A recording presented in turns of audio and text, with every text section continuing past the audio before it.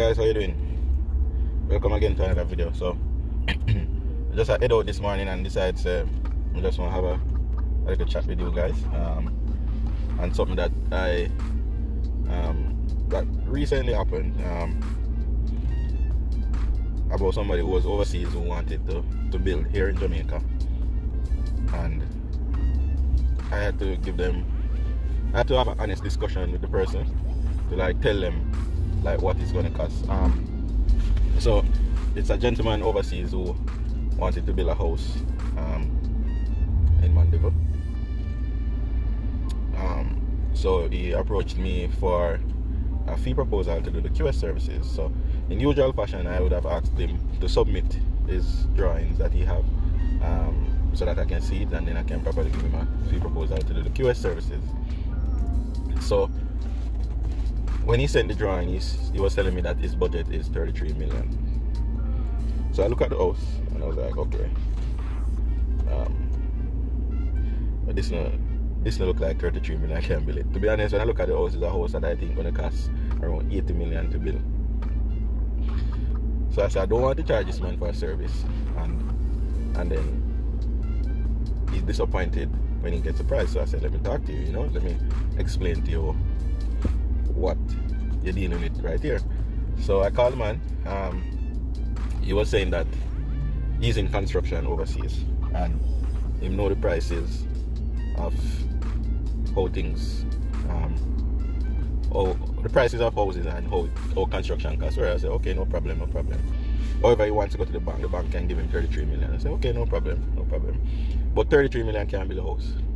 He's telling me that he go to the parish council and the parish council tell him what I'm telling him to build a house, which is around 80 million. He's saying that the parish council told him that the house can build for less. However, he didn't tell me how much the parish council tell him. So I had to let him know that, well, I don't know who he spoke to at the parish council, but in my professional capacity and in my opinion, this house is going to cost 80 million to build.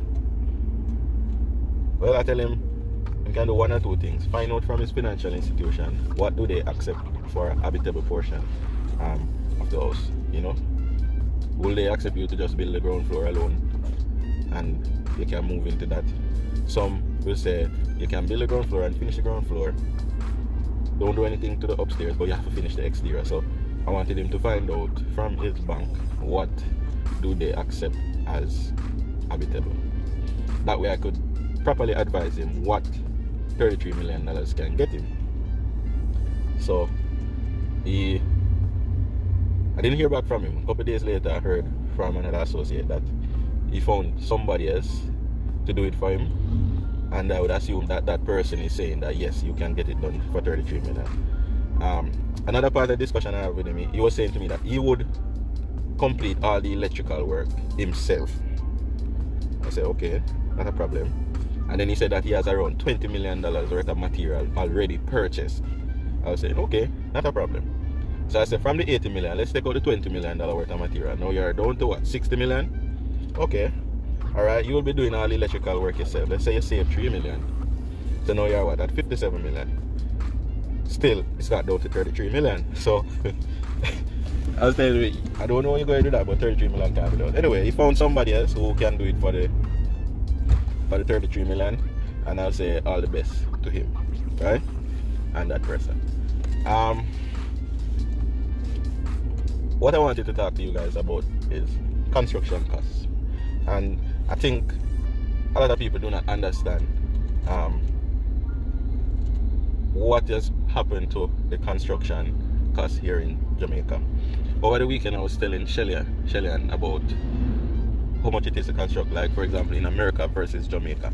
And I use simple things to show this example. Right? Look at it. If I'm to buy a faucet, let's say for a kitchen faucet, right?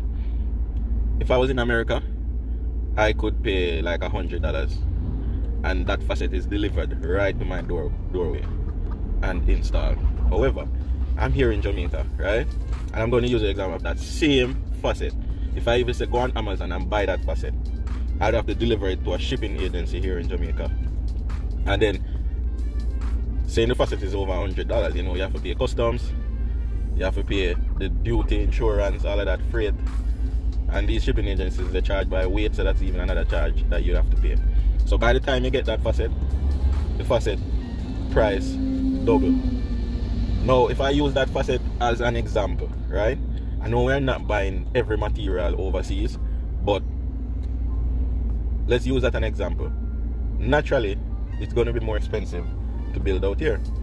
I mean, I was watching some videos where people were building or renovating for like 50,000 US, and I was like, geez, if you were to do that out here, that would be 100,000.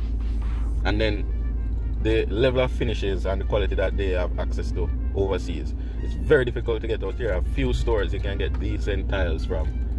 I can count them on. Where we living in Montego Bay, it's very scarce. You can't even get proper tiles here. I mean, a few stores are now coming to the Montego Bay area, but the level of finishes that you'd want, it's very hard to get here. And I don't know if it's a case where people or these stores, the shipping costs beat them, because by the time they are to ship it and sell it, it will be really expensive. So I know people, what other people do, they ship in their own things. I mean, it's a little bit cheaper than if you go into a store to buy it, but that's what they have to do, you know. So naturally, it's more expensive to build here in Jamaica. So that's one of the reasons construction cost is up. So you can't really compare what you would spend in the US to renovate or to build than what you would spend here in Jamaica to build. Then you have the issues with the labor and the unskilled labor as well, because everybody is a mason, but not every mason would be cost effective. Let me explain why. For example, you're building a wall, right? And you get a mason to build a wall, and they don't make the wall plumb and straight. So by the time, like when you're ready to dress the wall and you reach to the top, you see that the wall lean. To be honest, they're going to fix it, you know. They're going to say that, yeah, we can fix it. But how are they going to fix it? That's the question. They're going to use more material to fix that wall.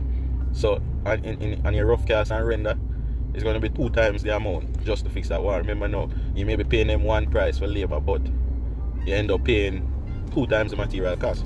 And if you're doing this for an entire house, that the walls are not straight and plumb and all of that, then you know the cost add up. So it's not just material prices that you spend extra on. It's also inferior work.